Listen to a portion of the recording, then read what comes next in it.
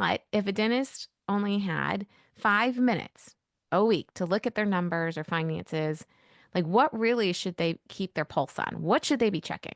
But there's three things that come to mind if I only had 5 minutes. The first one, if you're not already doing it, I think checking your day sheets is one of the best use of your time as a practice owner. 100%. You're going to find procedures that were missed. You're going to find adjustments that might look weird, right? Like that's where you catch the most embezzlement is by checking your day sheets, Hmm. checking Hmm. your deposits, all that stuff. So if this isn't in the 5 minutes and you haven't already done that, do that first because I think that's the most important use of your time.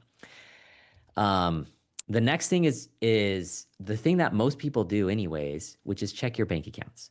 A lot of times we'll give people like their profit and loss reports, and we have all these overhead numbers with benchmarks and metrics and KPIs.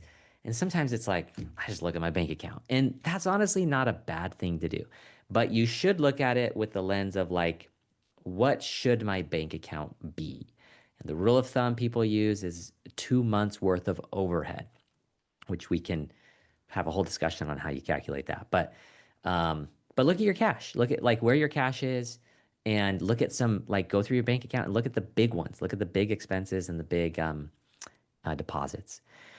But the third thing I'll throw in there, if you got 5 minutes and you've already done those things, um, I would take. So I'm a dental accountant, been doing a decade. I know all the overhead numbers, right? I would take your profit and loss and dump it into ChatGPT and ask ChatGPT, where do you see my overhead being off? Now you can talk to an accountant and stuff like that, but I think regardless of what accountant you have, it's a pretty quick way. And if you use the deep research on ChatGPT, which is a lot better than just regular ChatGPT, it can give you some great insights in your P&L.